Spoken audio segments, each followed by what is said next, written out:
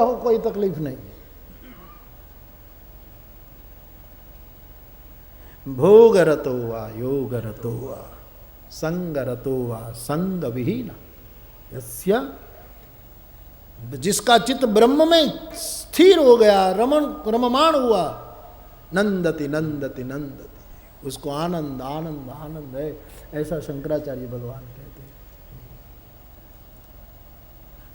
संगवर्जिता, संगवर्जित का बिल्कुल सीधा साधा अर्थ करना हो तो ऐसा कर सकते हैं कि कोई व्यक्ति मिले तो बहुत अच्छा लगे और फिर वो चला जाए तो जरा भी बुरा न लगे।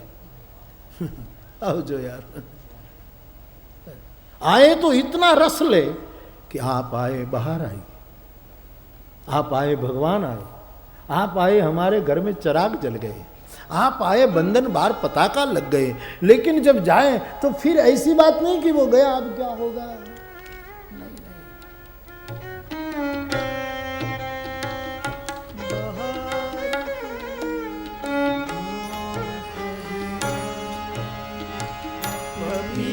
नहीं, सुनो सजना पपी है कहा पुकार के संभल जाओ चमन वालों, संभल जाओ चमन वालों, आए दिन बाहर के सुनो सजना।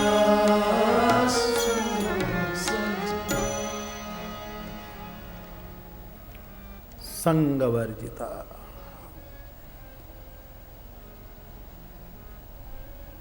सदगुरु का चौथा शील है।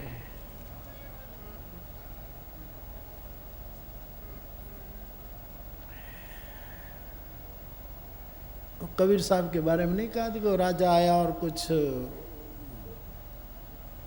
सिक्के दिए तो कहा कि रख दो ना, कुटिया में रख दो, कहीं रख दो।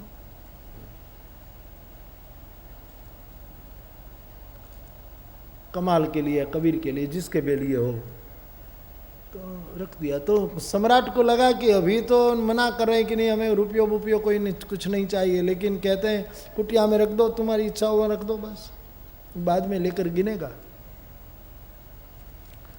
तो वो तो घास फूस की कुटिया में रख कर चला गया। 8 दिन के बाद फिर आया तो पूछा कि वो सिक्के हमने आपको दिए थे वो कहाँ? बोले तुमने जहाँ रखा और वहीं से खोज ले। मैंने देखा नहीं, कहा तूने रखा, तू ले ले। ये संगवर्जित स्थिति है साहब।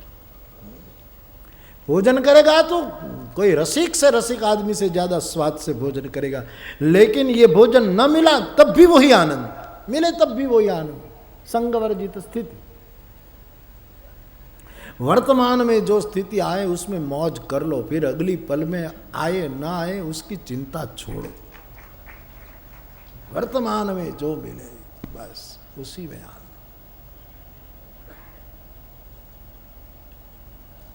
आगे भी जाने न तू, पीछे भी जाने न तू, जो भी है बस यही एक पल है। अनजानी राहों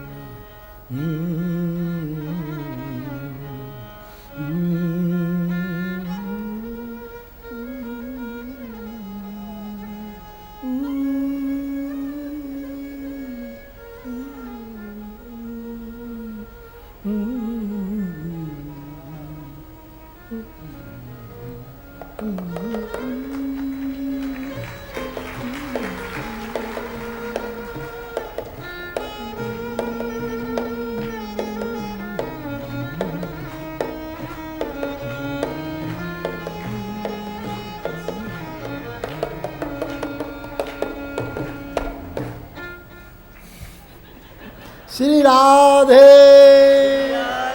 श्री राधे श्री राधे।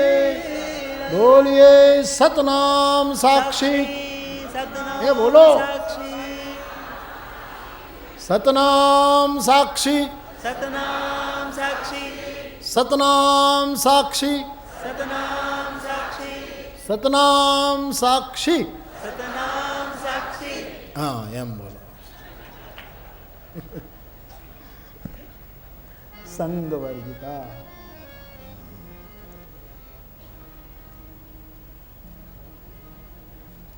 निर्माण मोहा जित संग दोषा अध्यात्म नित्या विनिवृत्त।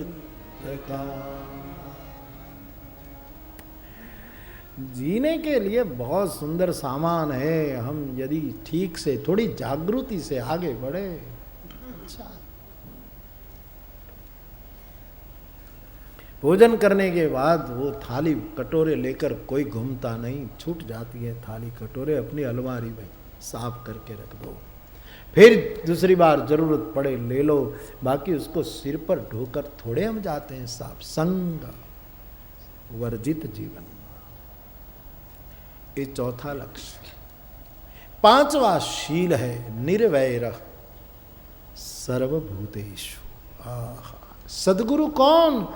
प्राणी मात्र में, पूरी सृष्टि में किसी से भी जिसको दुश्मनी नहीं है, उनकी निंदा करे, उनको गालियां दे, उनका अपमान करे, उसको दुश्मन को भी न सुनाई जाए, ऐसी बातें सुना दी जाए, तो भी जिसके मन में कभी ऐसी कटुता प्रदर्शित करने वालों के प्रति भी कभी वैर वृत्ति न जन्मे, उसी का नाम है सदगुरु का पंचम शील निर्वैर सर्वभूतेषु समावेति पांडव।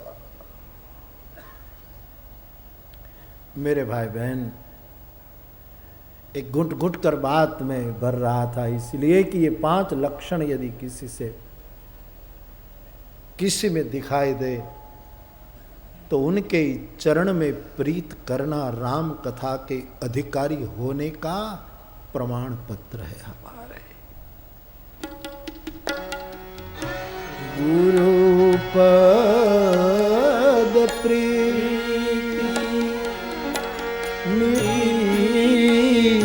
रत जय, गाइए। गुरु पद प्रीति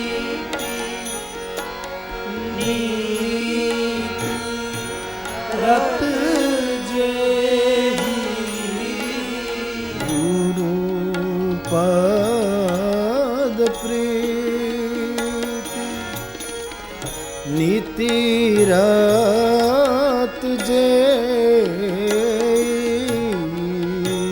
गुरु पद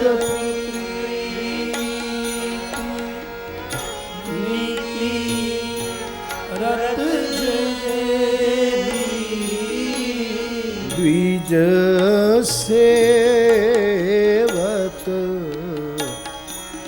अधिकारी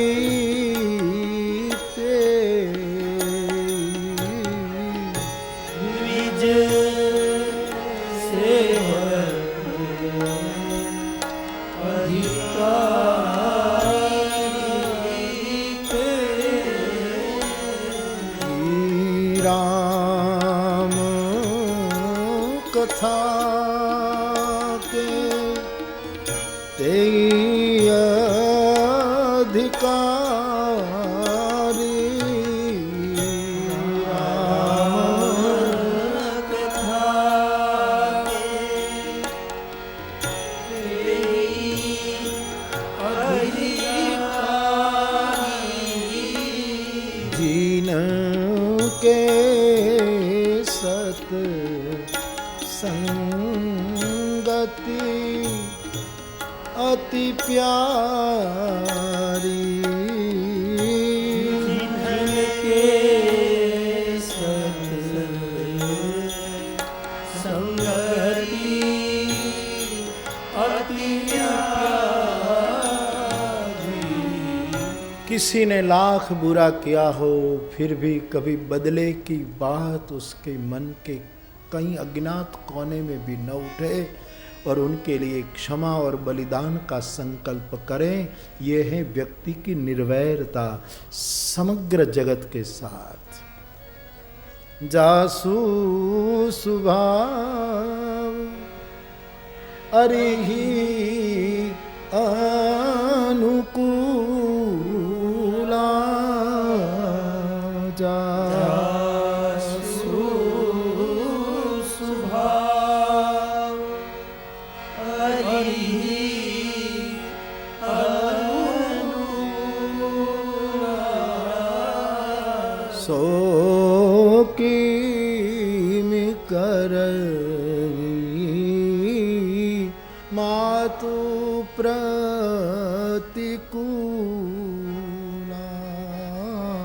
सो किमि करवी मातु प्रतिकूला। सही में हम और आप सुखी होना चाहते हैं तो किसी ने कितना भी बुरा किया हो, ईमानदारी से कभी भी मन में सोचना मत कि मैं बदला लूं। सुखी होना चाहते हो तो बदला लेने की वृत्ति रखी तो अहंकार तो पुष्ट होगा। आपको ऐसा होगा कि मैंने भी दिखा दिया, मैंने कोई चूड़ियां नहीं पहनी है, लेकिन संताप और उद्विग्नता तुम्हारा पीछा नहीं छोड़ेगी। रुए रुए तने वेड़ से हवे तारो मेवाड़ मेरा छोड़। ये जमाना कब समझेगा कि किसी ने बुरा किया उसका बदला न लिया जाए। ये इतनी सुंदर पृथ्वी को हम क्यों कुरूप किए जा रहे हैं? क्यों? हिंदू मुसलमान, मुसलमान हिंदू, ईसाई यहूदी, यहूदी पारसी धर्म के नाम पर, कोई फला नाम पर, कोई फला नाम पर, कोई फला। मैं मोरबी में एक सभा में, हिंदू मुस्लिम की सभा में बोल रहा था तो किसी ने मुझे कहा कि बापू दुनिया में सब ठीक हो जाए, हिंदू यदि मुसलमान के लिए मरने को तैयार हो जाए और मुस्लिम बंधु हिंदू के लिए मरने के लिए तैयार हो जाए। मैंने कहा ये मरने की बात ही भूल जाओ ना, मरने का शब्द ही निकाल। ऐसा नहीं सोच सकते कि हिंदू मुस्लिम के लिए जीने का संकल्प करे और मुस्लिम हिंदू के लिए जीने का संकल्प। ये मरने वाली भाषा ही बोलो। भाषा बहुत असर करती है साहब। मारो मारो मारो, इसलिए मैंने कल किलिंग शब्द हटा दिया था।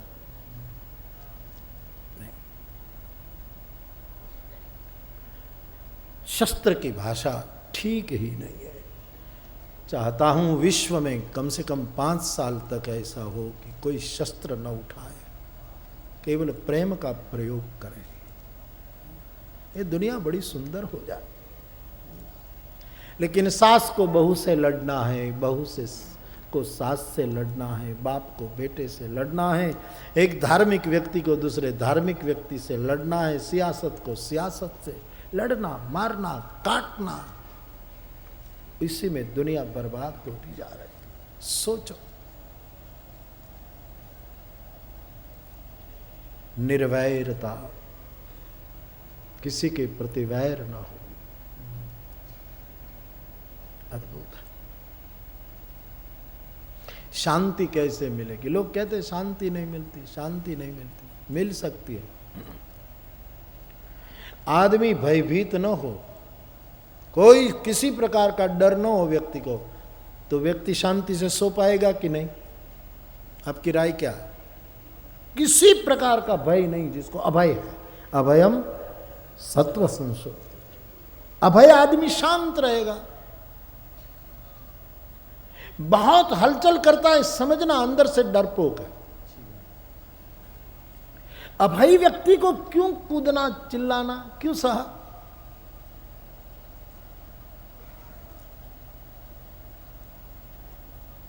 ओशो रजनीश जी ने एक बार एक निवेदन किया था कि वस्तुतः मरण से जो डरता है वो गहराई में देखो तो जीने से भी डर रहा है।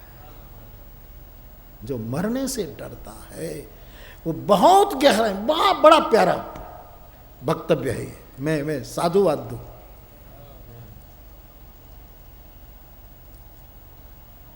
जो मृत्यु से नहीं डरता वो जीवन में भी अभय है। लोग कहीं मौत का डर लगे, जीवन, वो खानगी में जीवन से भी डर रहा है। अभय, शांति मिलती। जो मानस अभय है, जरा भी भय नहीं, वो शांत है।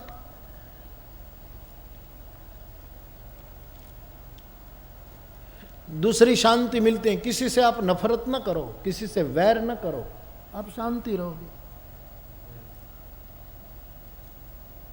खांडा खखड़ा हुआ होय तो પછી સુકવેલું કપડું રાતના હલે ને તો એમ થાય કે દુશ્મન આવ્યો, દુશ્મન આવ્યો, વાઘ આવ્યો, વાઘ આવ્યો, વાઘ આવ્યો, ऐसा हो जाए।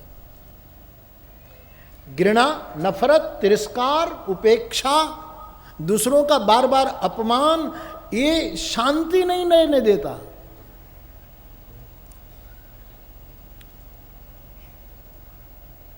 और तीसरा कठोरता, आक्रामकता, स्वभाव की तीक्ष्णता, तामसता आदमी को विश्राम नहीं करने देती। हमारे यहां कोई भी मंत्र बोलते हैं तो शांति शांति शांति, ओम पूर्णमद पूर्णमिदम पूर्णात् पूर्णमुदच्यते बोलते हैं। फिर लोग कहते ओम शांति शांति शांति, 3 बार शांति बोलते। 3 बार शांति जीवन में चाहिए, अभय होई गए। 1 बार शांति, ओम शांति। दूसरी बार शांति चाहिए, किसी के साथ नफरत और तिरस्कार की वृत्ति न रखे, शांति। और तीसरी कठोरपन, तीक्ष्णता, स्वभाव की आक्रामकता, उग्रता को, मारो काटो की बात भूल जाओ, शांति। ऐसा अभय मिलता है सत्य से। और अभय आया तो शांति। नफरत मुक्त जीवन होता है प्रेम से, फिर आई शांति। और कठोरता की जगह करुणा की स्थापना हो जाए, फिर आएगी शांति। इसीलिए पूरे जीवन का सार सर्वस्व यही है, सत्य, प्रेम और करुणा। बस ये 3, जिसमें सत्य राम है, प्रेम कृष्ण है, करुणा शंकर भगवान है, ये तीनों देवों की स्थापना हो जाए। तीनों में है, लेकिन एक एक गुण प्रधान रूप में यदि ले तो। मेरे भाई बहन, बदला लेने की वृत्ति छोड़ो।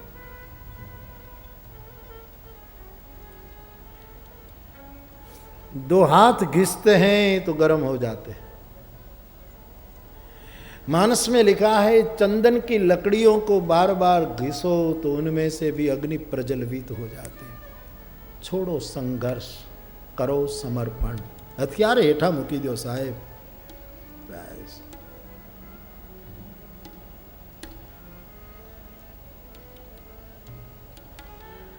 जीवन में एक दिव्यता निर्माण हो सकती है।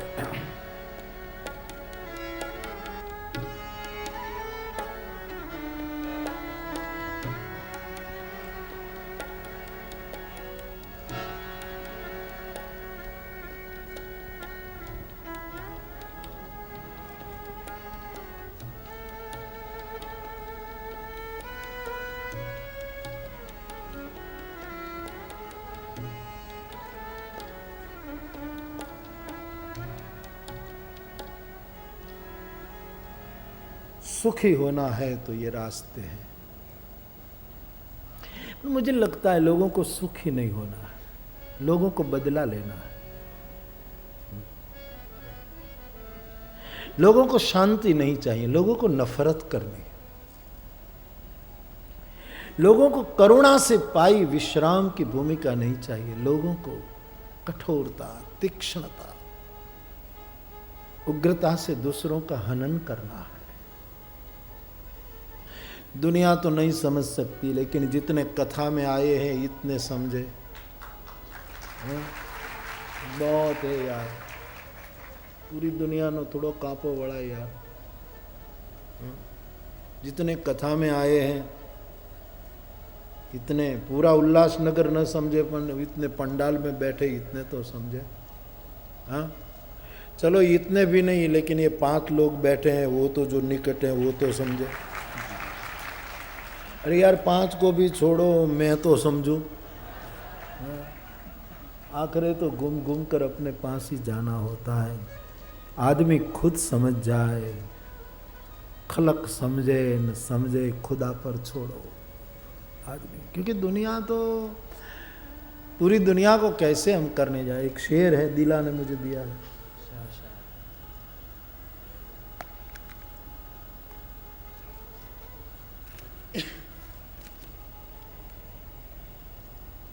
अच्छा शेर, मुनव्वर जी का। आपके पास जमाना नहीं रहने देगा, ऐसा ही है ना शब्द ठीक। आपके पास जमाना नहीं रहने देगा और आपसे दूर मोहब्बत नहीं रहने देगी। अब करे क्या, जाए तो जाए कहाँ। हाँ अच्छा शेर। आपके पास जमाना नहीं रहने देता और आपसे दूर मोहब्बत नहीं रहने देती। अब मरे क्या करे।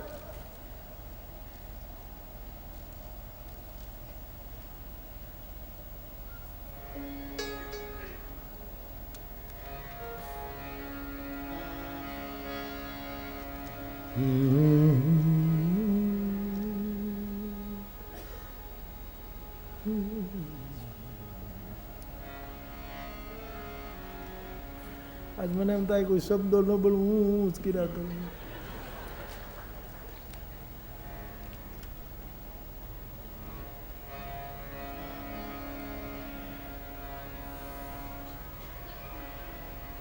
न तुम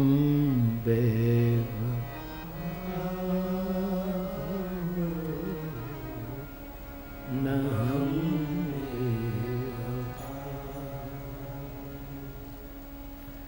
मगर क्या करें अपनी राह जुदा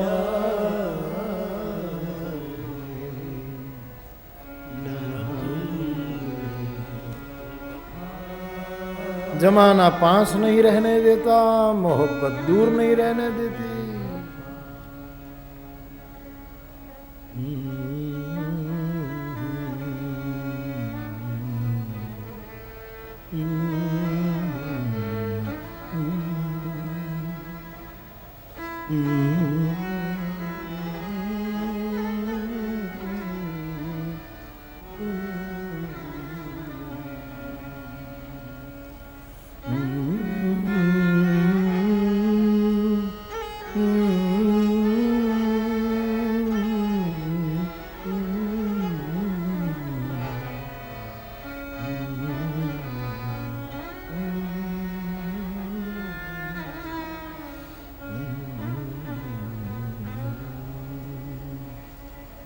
जमाना कहे मेरी राहों में मोहब्बत कहे मेरी,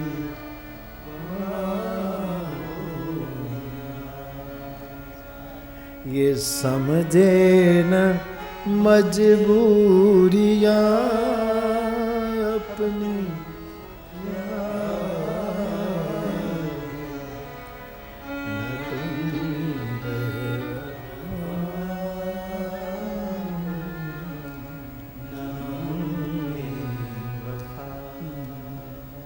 आपके पास जमाना नहीं रहने देगा, आपसे दूर मोहब्बत नहीं रहने देगी।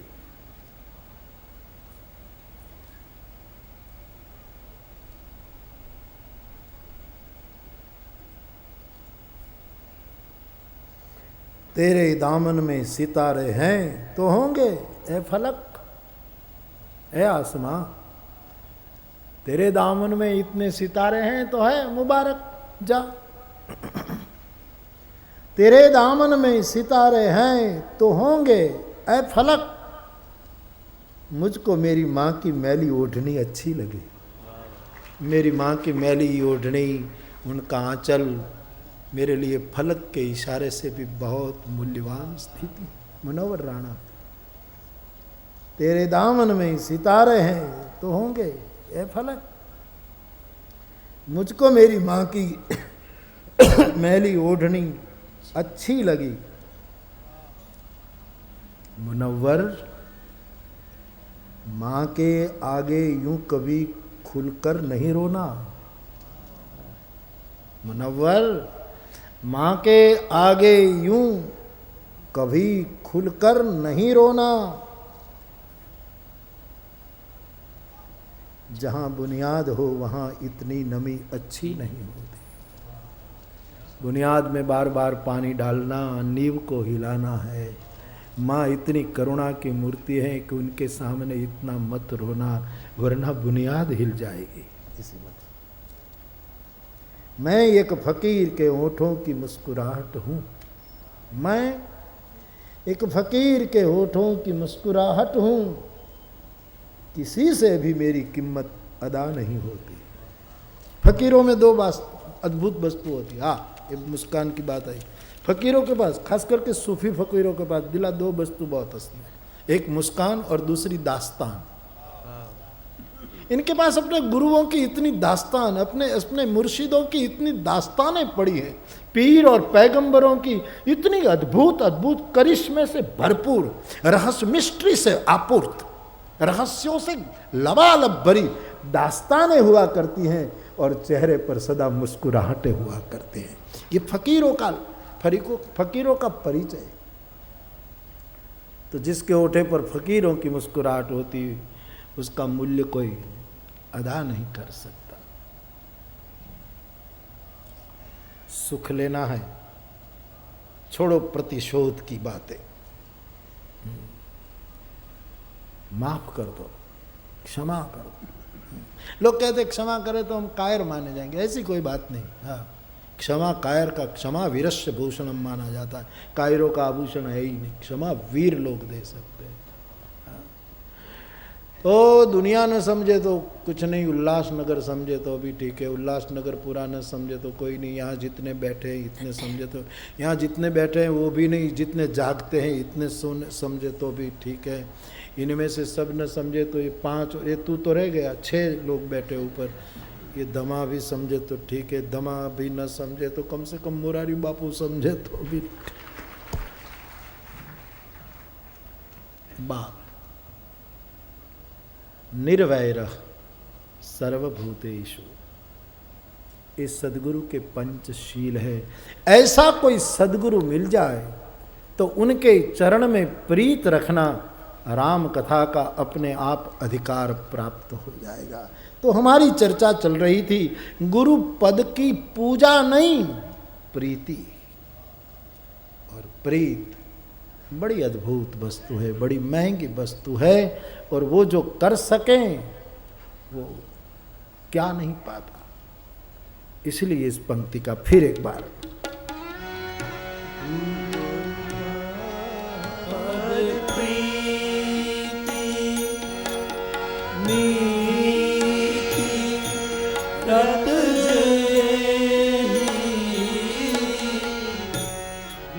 बीज से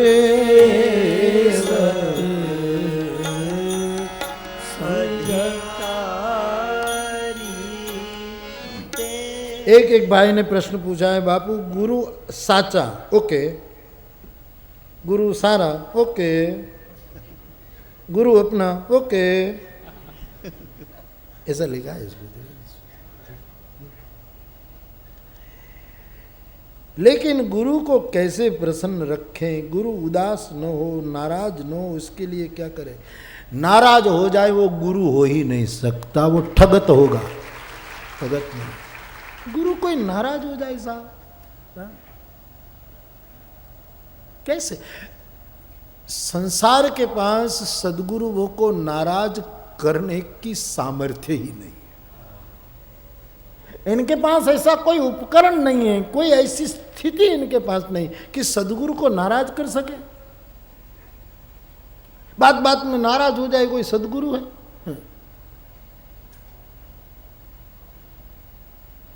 वो हमारा तुम्हारा छोटा बड़ा संसार होता है कि बात बात में नाराज हो जाए। बात बात में कई लोग देखो मिनट मिनट में नाराज हो जाए।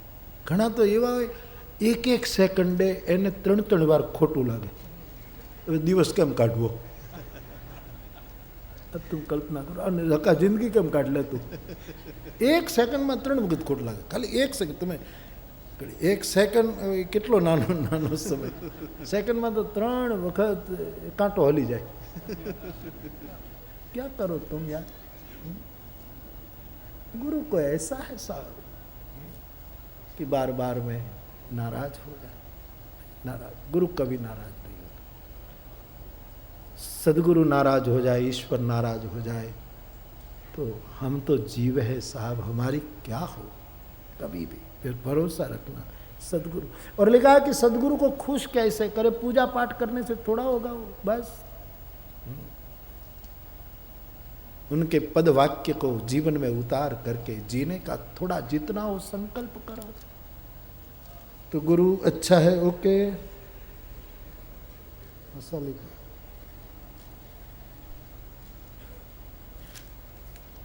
हाँ, त्रिविधम नरकस्येदम द्वारम नाशनमात्मनः, भगवद गीता की ये बात पूछी गई है. काम क्रोधस्तथा लोभ तस्मादेव त्रयम त्यजेत. ये 3 नरक के द्वार हैं, ऐसा भगवद गीता में लिखा, काम क्रोध लोभ. तो पूछा है कि भगवान ने इस श्लोक में काम क्रोध तथा लोभ को नरक का द्वार बताया, अहंकार और मोह को क्यों नहीं?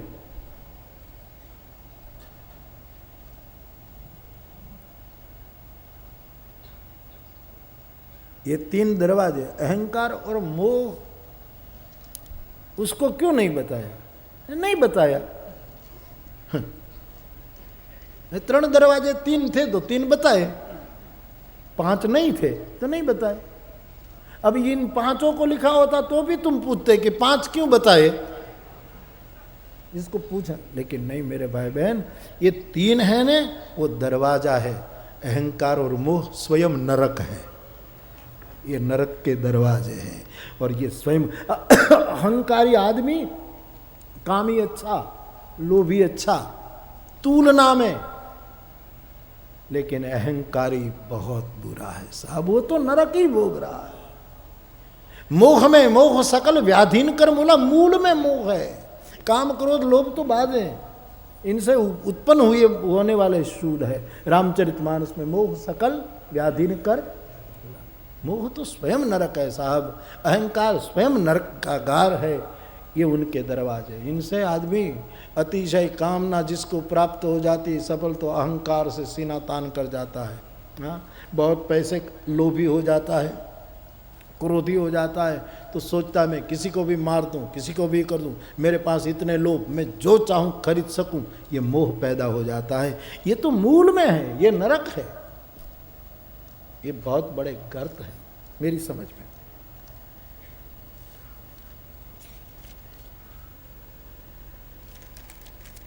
तो बाप, ऐसे कोई सदगुरु के चरण में प्रीत करना राम कथा के अधिकारी होने का ये सूत्र गोस्वामी जी ने दे दिया.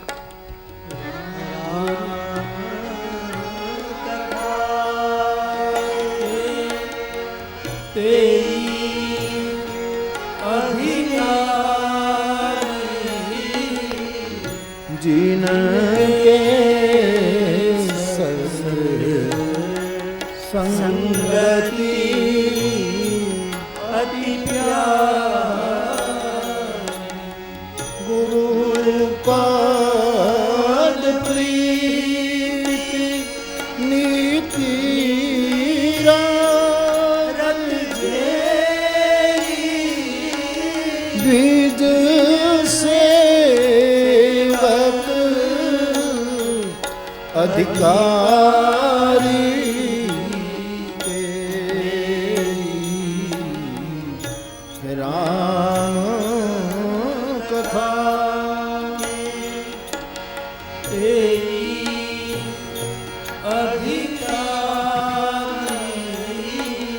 जीन के सत संगति अति प्यारी, जिनके संगति अति प्यारी। पंचशील युक्त सद्गुरु उनके चरण में प्रीत, ऐसे हैं राम, ऐसे हैं हनुमान जी, ऐसे हैं शिव जी, ऐसे हैं भगवान कृष्ण, ऐसे जो जो जगत में सद्गुरु, इनमें 5 शील है ही। भगवान शिव जो भी कर रहे हैं प्रभु के लिए कर्तव्य कर्म करते हैं। सिर भर आयुष करिए तुम्हारा परम धर्म, यह इससे सिद्ध हो जाता है। मत परमो भगवान शिव जी तुम पुनि राम राम दिन राति निरंतर परायण है, भगवत परायण जीवन जीते हैं। मद भक्त सेवक स्वामी सखा सिय पी के, प्रभु के भक्त भी हैं, राम के भगवान भी हैं और राम के सखा भी है, तीनों संबंध से उससे जुड़े, इसलिए भक्त भी हैं। और संग वर्जित तब ते शिव मन भयो विरागा। संग देखो तो कितना प्यारा संग, और संग मुक्त हो जाए तो परम वैराग की दशा में रहते संग वर्ज। और किसी से भी शंकर को वैर नहीं। जिस कामदेव ने समाधि में शोक पैदा कर दिया, उसी कामदेव को रति को माध्यम बनाकर वरदान दे दिया। जब जदुवंश कृष्ण अवतारा वो यही हरण। 5 शील भगवान महादेव में दिखाई देते हैं, इसलिए भगवान शंकर सद्गुरु है। और शिव के चरण में जो प्रीत करेगा वो राम कथा का अधिकारी बन जाएगा। वर्तमान जगत में कोई गुरु यदि आपको ठीक न समझ में आए, इसलिए मैं इन पूर्वाचार्यों को, आदि अनादि आचार्यों को याद कर रहा हूँ। शंकर में ये 5 शील जो भगवत गीता के, राम में, हनुमान में, लेकिन शिव जैसा कौन सदगुरु साहब। हाँ, लोग कहते हैं किसको गुरु माने, कोई न मिले तो शिव को मानो। नमः पार्वती पतये हर हर, है ना, इसका जैसा कोई सदगुरु नहीं। और शिव में प्रीति न जगे तो हनुमान जी उनका ही रूप है, हनुमान जी को सदगुरु समझो, सीधी सी बात। राम कृष्ण को सदगुरु, या तो कोई जीवित व्यक्ति में या तो मूर्ति में आपकी निष्ठा हो, जहाँ 5 वस्तु दिखाई दे वह मान। किसी की सलाह मशवरा करने की जरूरत ही नहीं, जांच करो बस कि 5 वस्तु है, बात पक्की, अब उनकी शरण में हम जिएंगे और राम कथा का अधिकार प्राप्त हो जाएगा। ऐसी कुछ बातें आज की कथा में आपके सामने रखी गई, आनंद के कारण और कोई कारण नहीं, न उपदेश है न का आदेश है, केवल आपके साथ वार्तालाप हो रहा है।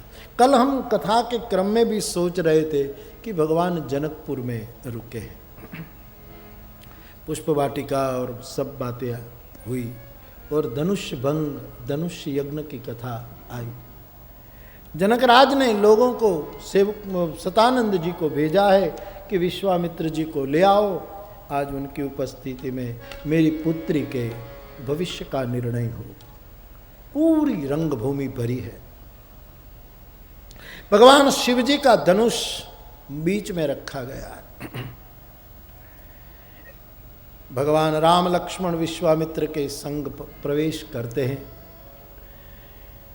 जिसकी जैसी भावना थी ऐसी प्रभु की मूर्ति इन सब ने देखी, जाके रही भावना जैसी। सब मंच से एक ऊंचा मंच था, वहां प्रभु को विश्वामित्र के संग बिठाया। जानकी जी भी मंडप में आई, सखियों के संग अपने विशिष्ट जगह पर विराजमान। जनक ने आदेश दिया, बंदी जनों ने घोषणा की, बोले बंदी वचन बर, सुनहु सकल महिपाल, पन विदेह कर कहि हम, भुजा उठाए विशाल। बंदी जनों ने कहा, हे द्वीप द्वीप से आए राजे महाराजे,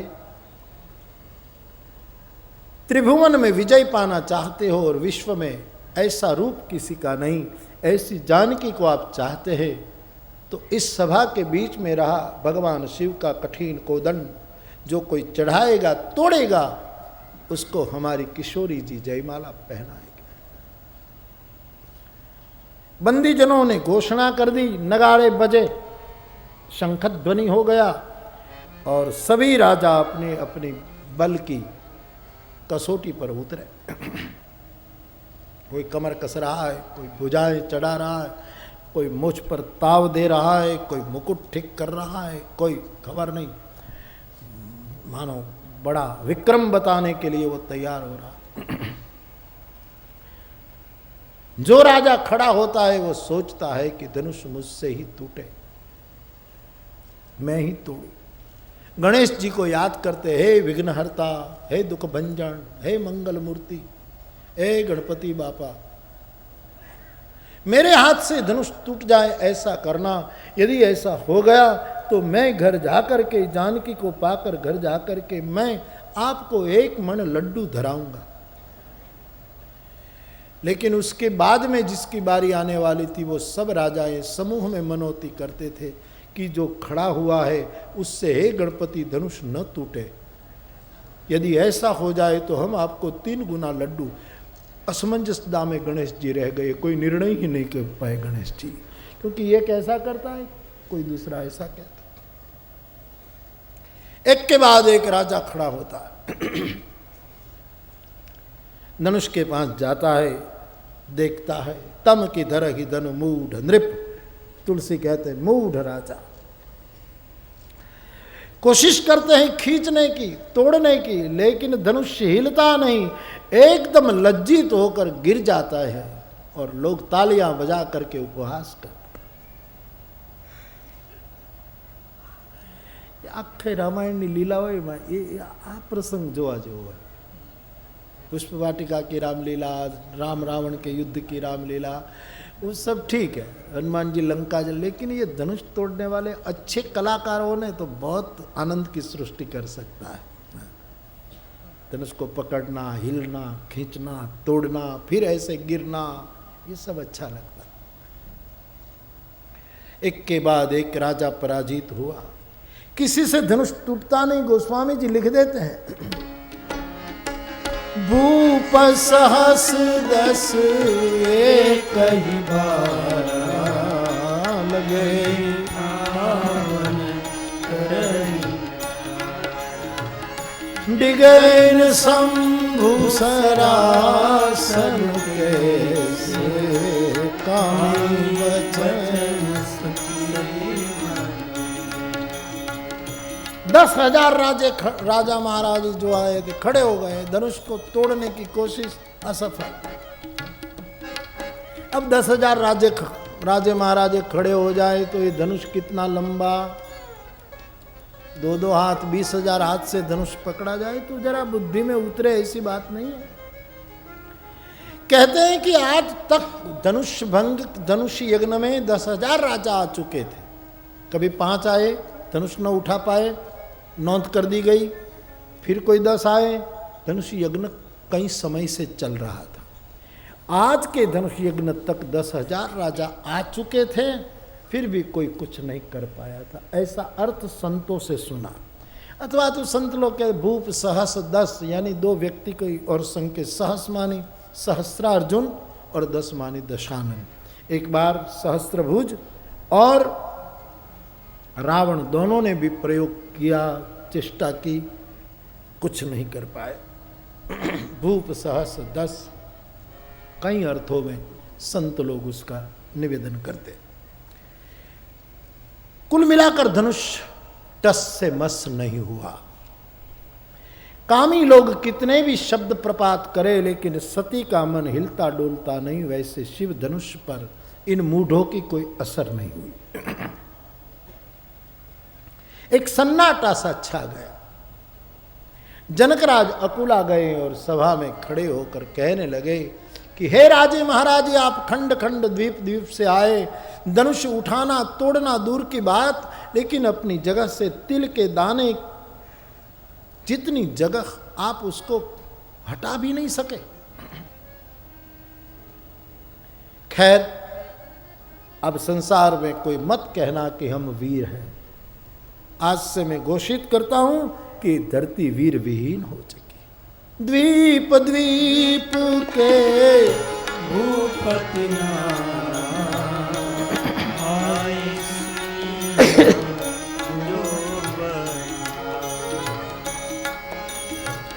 कुछ नहीं कर पाए आप। कहां कहां से आप आए। मैं घोषणा करता हूं कि आज से धरती वीर विहीन हो चुकी। जब राजाओं ने सुना धरती वीर विहीन हो गई, सब तो चुप बैठे रहे, लेकिन श्री लक्ष्मण जी से नहीं सहा गया। लखन जी को लगा कि जनकराज की यह हिम्मत की भूमि को वीर विहीन घोषित कर दे।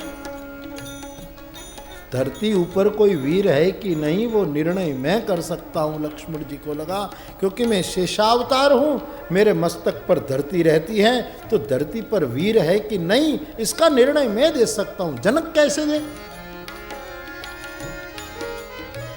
लगे बचन जनु बाण, बाण की तरह लक्ष्मण जी को बचन लगे जनक के। सब सुन गए, लक्ष्मण जी नहीं सुन पाए, मंच पर खड़े हो गए। भगवान राम जी को कहने लगे, भगवान आप यदि उठ खड़े हो जाए और आपको यदि कुछ न करना हो तो मुझे आज्ञा दे दो, मैं अभी बता दूं जनक को कि वीर हैं। और ये न करना हो तो आप जनक को कहो अपने शब्द को वापिस ले ले। महाराज आप विद्यमान हैं और जनक कहे कि कोई वीर नहीं। आपकी आज्ञा यदि मुझे मिल जाए तो कंदुक की तरह ही इस ब्रह्मांड को उठा लो। जो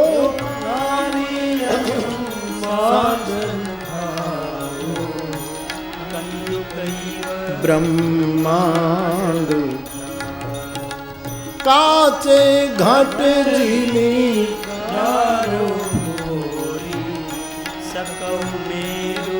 मूलक जैसे कोई बच्चा गेंद उठा करके पटक दे, वैसे मैं ब्रह्मांड को उठा करके पटक दूं।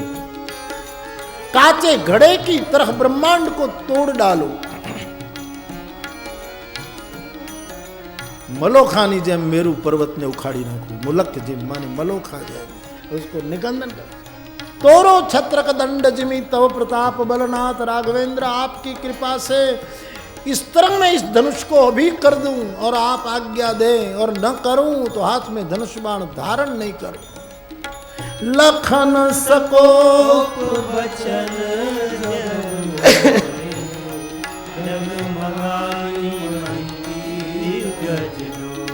हे डगमगानी मही।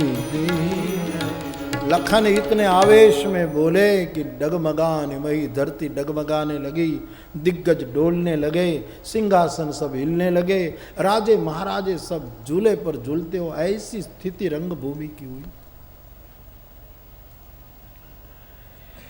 भगवान राम ने लक्ष्मण जी को संकेत किया, लखन शांत हो जाओ, क्योंकि तू ज्यादा बोलेगा तो धरती डोल रही है ना, छटक जाएगी, और धरती को कुछ हो जाएगा तो सीता धरती की बेटी है, और बेटी के ब्याह में माँ को कुछ हो गया तो ब्याह अधूरा रह सकता है। इसलिए तुम बोलना बंद कर ताकि धरती ठीक हो जाए।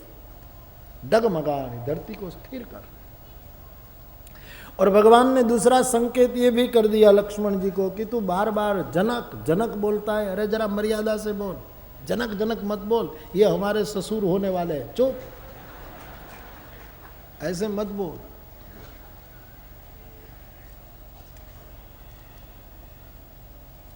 इशारे में लक्ष्मण जी को नियंत्रित किया, लेकिन इशारा विश्वामित्र जी की ओर था कि बाबा आप आज्ञा दे तो मैं उठूं। और विश्वामित्र महाराज राघव की पीठ पर हाथ घुमाते हुए कहते हैं,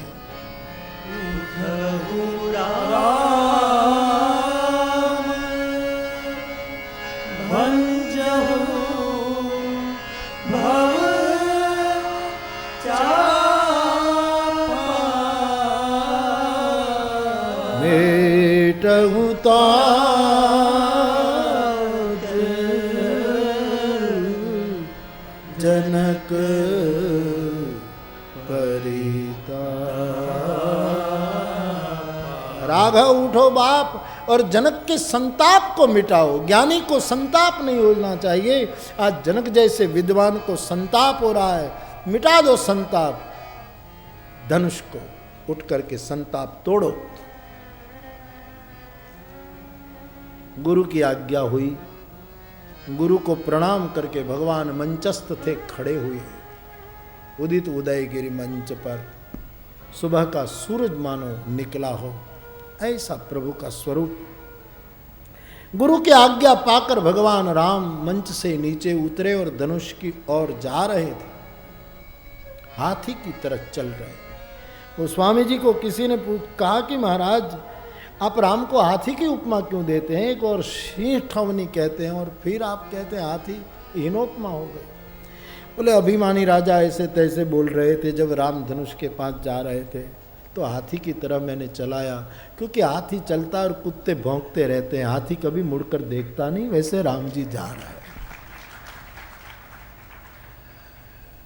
तो प्रभु धनुष के पास पहुंचते हैं। जानकी जी बहुत विरहातुर है। सुनैना जी को भी आशंका कुछ समय के लिए हुई है कि ये बच्चा कैसे धनुष तोड़ेगा। भगवान राम ने परिक्रमा की, धनुष को आदर दिया और गुरुदेव की ओर एक बार देख लिया, और पूरी सभा राम को देख रही कि एक कुमार क्या करेगा। जब वो क्षण निकट आई कि प्रभु अब धनुष को उठाएंगे, तोड़ेंगे, उसी समय लक्ष्मण जी मंच पर फिर खड़े हो गए और अपने दोनों पैरों से ब्रह्मांड को दबा रखा। विश्वामित्र जी ने लगन को कहा कि धनुष तो राम को तोड़ना है, तू बैठ जा। लक्ष्मण जी ने कहा महाराज तोड़ना ये राम जी तोड़ेंगे, लेकिन मुझे डर है कि धनुष तोड़ने की आवाज़ सुनकर कहीं ये ब्रह्मांड टूट न जाए। मैं शेषावतार हूँ, मेरी जिम्मेवारी है, इसलिए मैं सबको चरण से ब्रह्मांड को दबा रखूँ। चरण चापे ब्रह्मांड। लक्ष्मण जी ने संरक्षण संभाला, राम जी ने आक्रमण संभाला है और धनुष को उठाया। कैसे उठाया, कैसे खींचा, कैसे तोड़ा, कोई देख और लख नहीं पाए। केवल लोगों ने आवाज सुनी और देखा, तब धरती पर दो टुकड़े पड़े थे। इसके अतिरिक्त तो कोई जान ही नहीं पाए। गोस्वामी जी कहते एक क्षण के मध्य भाग में भगवान राम ने कैसे उठाया, कैसे खींचा, किसी को पता नहीं। बाबा बोले राम मध्य धन तोड़ा, हरे भुवन भूमि घोर, भरे भुवन घोर। एक क्षण पूरी हो जाए, फिर दूसरी क्षण शुरू हो जाए, दो क्षण के बीच में इतने समय में धनुष तोड़ा ऐसा नहीं, लेकिन एक क्षण शुरू हुई और पूरी हो, क्षण के मध्यांतर में धनुष तोड़ा। इतना कम समय में धनुष तोड़ा। और अध्यात्म जगत का भी सत्य है, शिव का धनुष अहंकार, अहंकार टूटता है तो कभी क्षण के मध्यांतर में ही टूटता है। इसमें मुद्दत नहीं डाली जाती कि 5 साल के बाद टूटे, 10 साल के बाद टूटे, 3 घंटे के। टूटना है तो कभी सदगुरु की कृपा से क्षण के मध्यांतर में ही टूट जाता है। और मध्य से टूटे वही अहंकार का टूटना है। भगवान राम ने कुमार अवस्था में धनुष तोड़ा, ये मध्य में तोड़ा। आदमी बच्चा है तब अहंकार होता नहीं, और जब बूढ़ा हो जाए तब अहंकार करने जैसा कुछ होता नहीं। अहंकार आपत्ति देता है वो तो मध्याह्न में ही, जुवानी में ही। इसलिए जो साधक युवानी में धनुष तोड़े वो ही पार पा सकता है। तो मध्य में तोड़ने के कई अर्थ कभी कभी कथाओं में कहे गए हैं, लेकिन मध्य भाग से धनुष तोड़ा गया और उसकी ध्वनि ब्रह्मांडों में व्याप्त हो गई। हरे भुवन घोर कठोर, बाधित जी मार्ग चले, चिक्कर ही दिग्गज डोल मई कोल पूरम कलमल, सूर्य सुर मुनि कर कान दिन है, सकल विकल विचार ही, कोदंड भन्य राम तुलसी देति बचन उचारे, कोदंड भन्य राम तुलसी देति बचन उचारे। पूरे ब्रह्मांडों में बात फैल गई, आवाज फैल। रव रवि बाज तजी मार्ग चले, सूर्य के अश्व मार्ग चुक गए, दूसरी दिशा में भाग गए। सूर असुर सब कान पर हाथ रख रहे हैं कि आवाज कहां से। कोई निर्णय नहीं कर पा रहा। तब तुलसीदास जी ने घोषणा की कि भगवान राम ने धनुष भंग किया है। इतनी बड़ी भारी आवाज है, कवितावली में तो इससे भी रोचक। समुद्र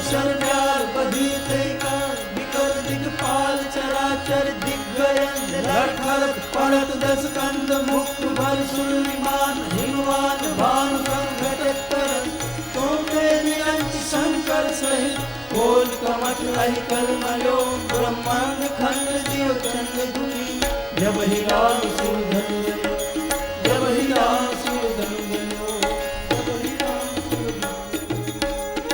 लिगति गुरु सर्व पव्यय सम। पृथ्वी घूमने लगी।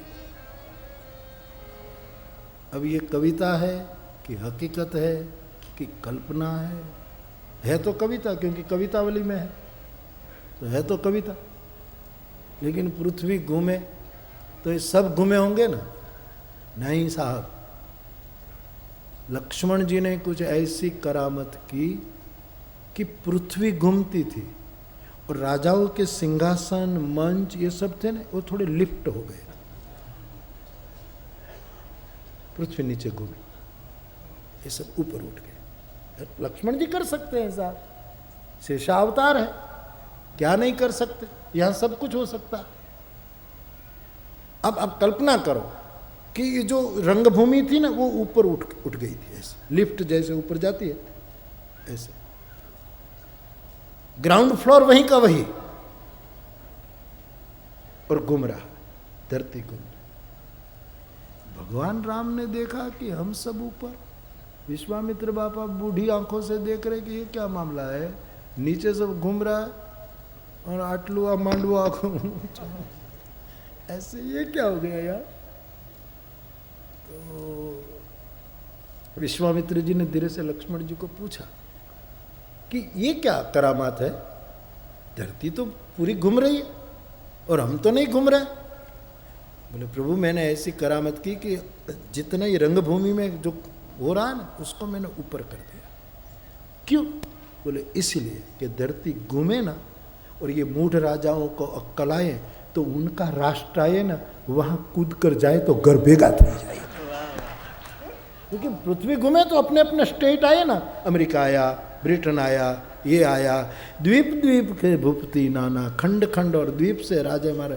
ये बनारस वाली रामलीला में अच्छा था कि अंग्रेज भी आया, सीता जी के स्वयंवर में अंग्रेज को भी ले आए, क्योंकि द्वीप द्वीप, एशिया खंड, यूरोप खंड, ये सब खंड के लोग, इसलिए उसने अच्छा वो विचार रखा था।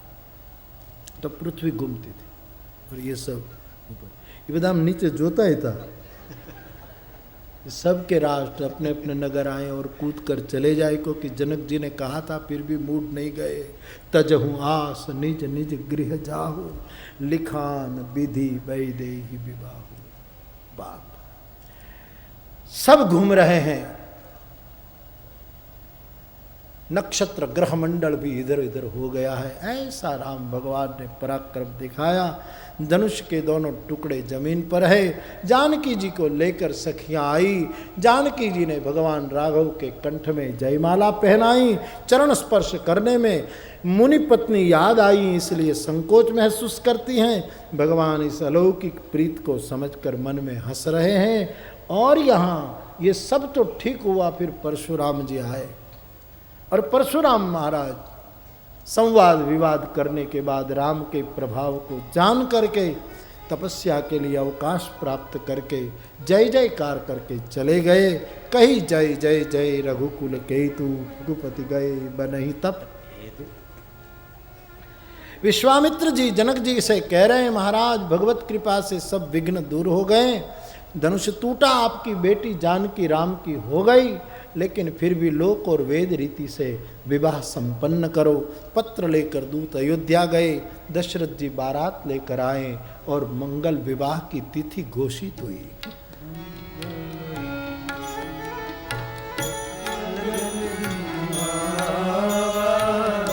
हिम ऋतु अगहन मास सुहावन, ग्रह तिथि नक्षत्र जोग हमारू, लगन सोधी विधि किन्ह विचार। एक ही विवाह मंडप में सीताराम जी, लक्ष्मण, उर्मिला, भरत, मांडवी, शत्रुघ्न, श्रुत, कीर्ति चारों भाइयों का ब्याह हुआ है। बहुत दिन तक बारात रुकी है, फिर विदा दी। बीच बीच बरबास करी मगलोगन सुख देत, अवध समीप पुनीत दिन पहुँचे आए जनेत। अयोध्या सब पहुँचे हैं। जब से राम ब्याह कर आए हैं, समृद्धि बहुत बढ़ी है। अब तो धीरे धीरे मेहमान भी चले गए हैं। आखिर में विश्वामित्र महाराज ने विदा मांगी और दशरथ जी प्रणाम करते हुए कहे, नाथ सकल संपदा तुम्हारी, मैं सेवक समेत सुतनारी। विश्वामित्र जी को विदा दी। राम रूप भूपति भगति, ब्याह उछाह आनंद, जात सराहत मन ही मन, मुदित गाधि कुल चंद। विश्वामित्र जी भी विदा हो गए और प्रभु ब्याह कर अयोध्या आने के बाद बहुत सुख समृद्धि बढ़ गई। बालकांड का समापन करते हुए गोस्वामी जी बोले,